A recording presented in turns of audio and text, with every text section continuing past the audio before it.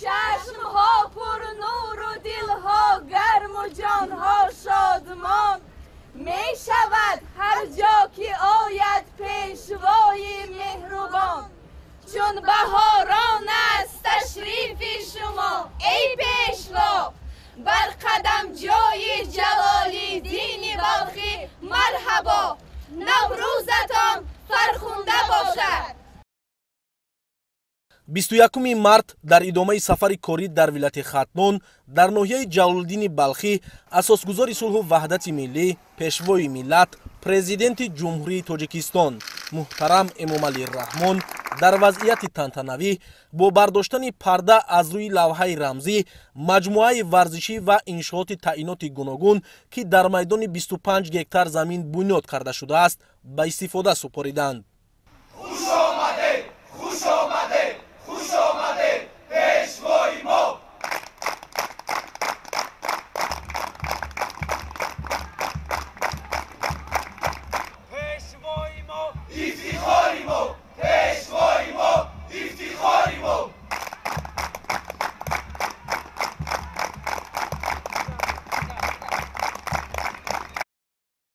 сипас дар ҳамин ҷо сарвари давлат муҳтарам Эмомалӣ Раҳмон яке аз рамзҳои давлатдорӣ парчами давлатиро дар вазъияти тантанавӣ ифтитоҳ намуданд.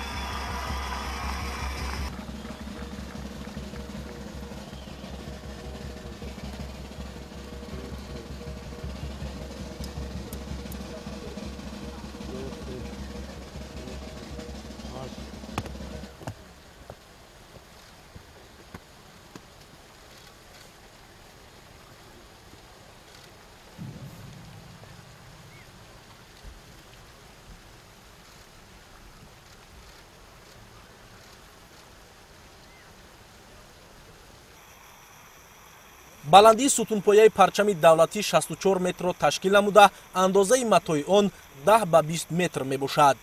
саҳни майдони парчами давлатиро дар ноҳияи ҷалолиддини балхӣ бунёди гулгашти зебою назаррабо, дилфиребу ҷолиб сохта, роҳрав ва сутунпояи ин муқаддасоти миллӣ бо сангҳои ороишӣ зиннат дода шудааст.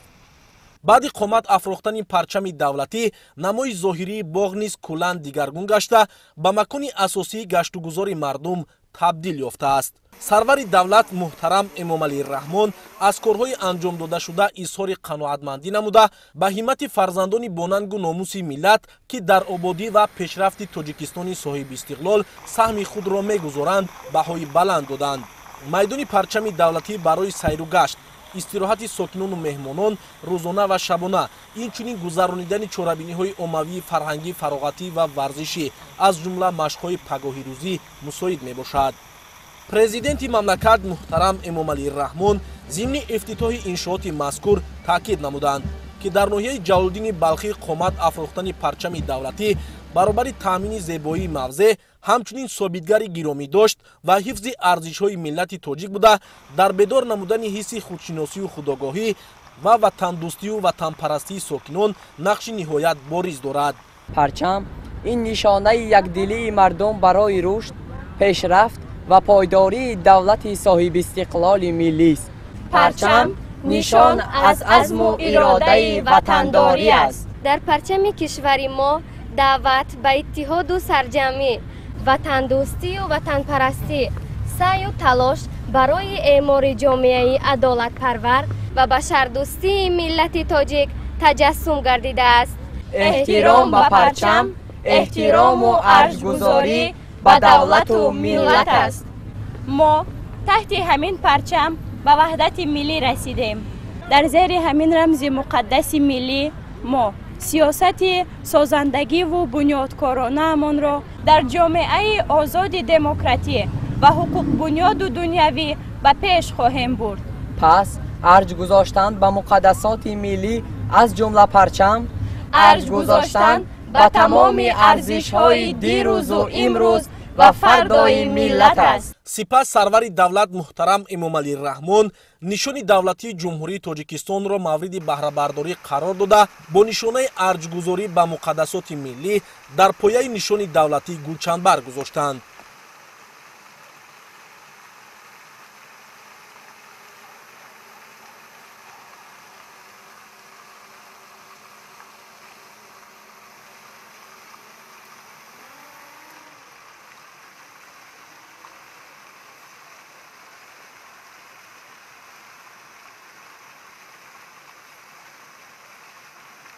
майдони нишони давлатӣ дар шаҳраки балхи ноҳия бо санъати баланди меъморӣ ва истифодаи сангҳои ороишӣ бунёд ёфта, корҳои сохтмонӣ бо сифати баланд анҷом дода шудааст.